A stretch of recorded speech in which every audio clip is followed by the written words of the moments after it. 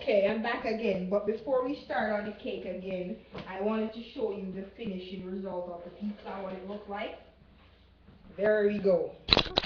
Yep, that's what our finished pizza looked like.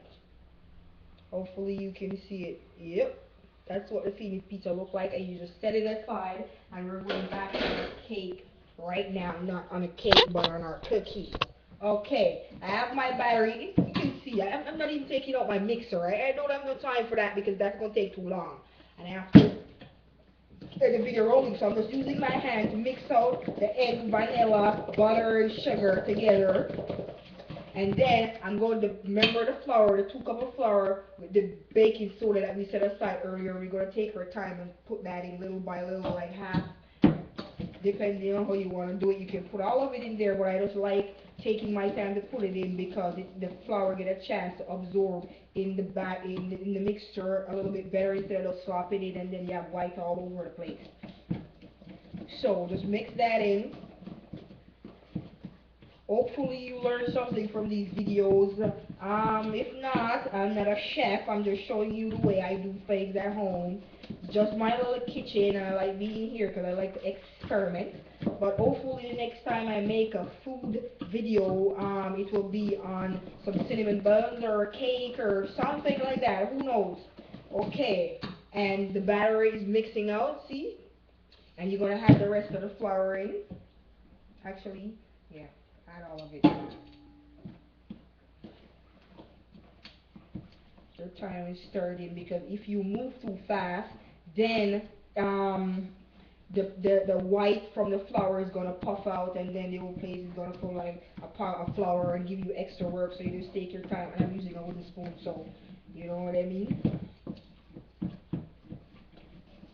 And if you have parchment paper, you can put that on your baking pan. If not, because not everybody gonna have the parchment paper. If you need parchment paper to buy, it's cheap at the dollar store on a roll. It comes just the way the foil paper comes on a roll or the ceramic plastic on a roll. So I buy mine at the dollar store. It saved me a little money. It saved me whatever. So if you have parchment paper, you can put it on your baking sheet. If not, you just oil the baking sheet and use it the way it is, just the way it is. You don't have to do anything special or anything like that. And I'm going to get out my baking pan now. The 2 pans I'm using today, I'm going to use my large pizza pan because I like the way the cookies come out on it. And for this one, I may not put the baking sheet, but for this one, I have to put the baking sheet. I'm so afraid of this pan easily burn. So I'm going to put baking sheet on that pan. Right now, I've got my baking sheet right here.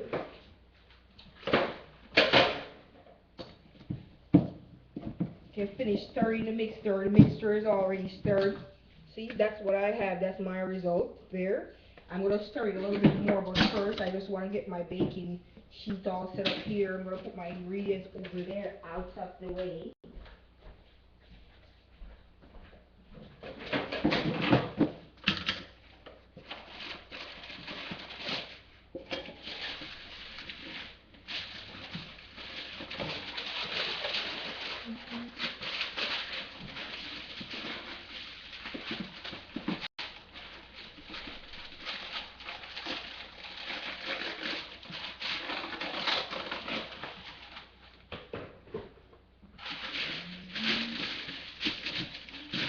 You don't have to put this on. This is just my preference. I just felt like doing this because it saves my pan from getting dirty, and this pan burns things a lot. So I just think that the parchment paper made it a great deal by just keeping it steady.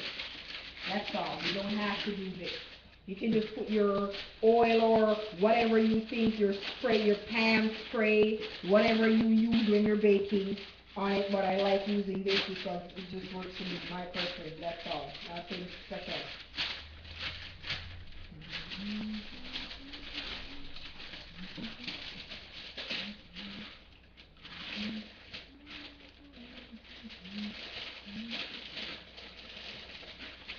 Easy cookie, quick cookies you can make for your kids. You know, like you're going out to the park or whatever. You get up early in the morning, you get some cookie stuff already, and away you go. So, right now I'm going to get my little handy dandy tool, the one that I showed you earlier, to start putting my cookies on this thing.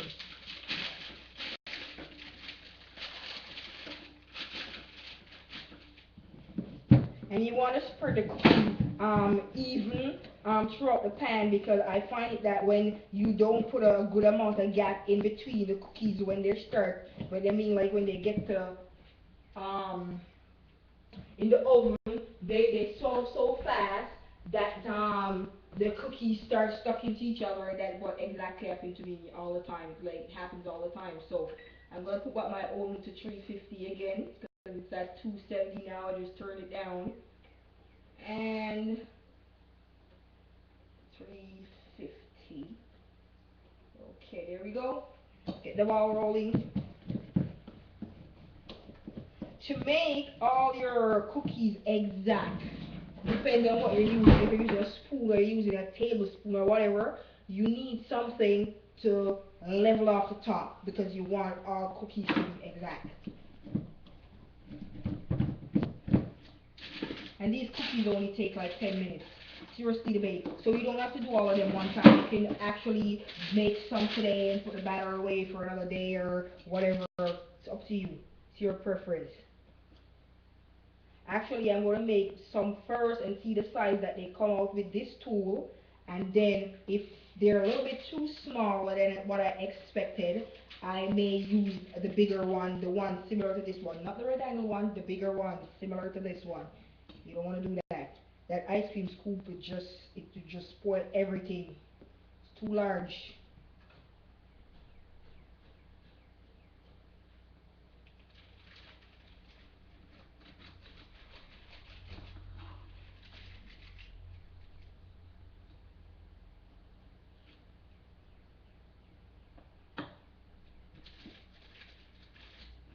I think my cookies made just a little bit too small, but I rather they're too small than too big, because the last time they were too big and they all got bad. I mean like they never came out right at all.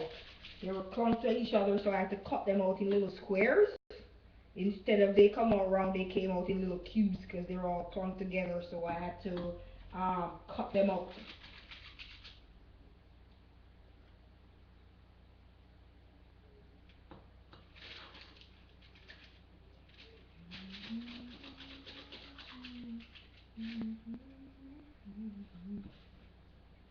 You should be at the same, if you're following my video, you should be where I'm at. Otherwise, rewind, come back. It's up to you how you want to watch it.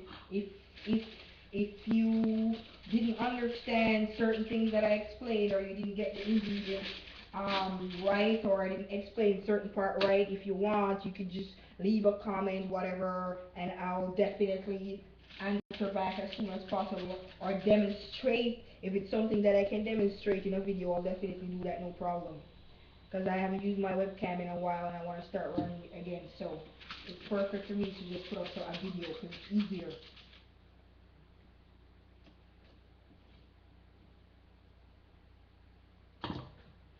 And meanwhile, these cookies are boiling for like 10 minutes, because it's like 10 minutes.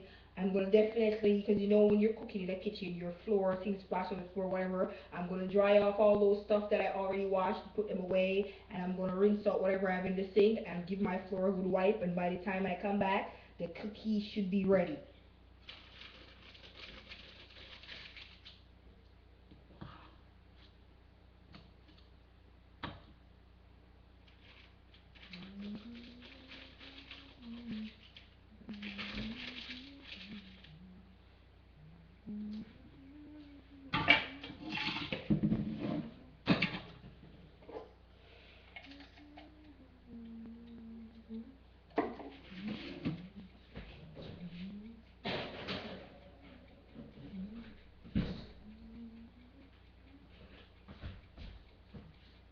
Okay, I'm gonna cut this video for now. I finished the cookies.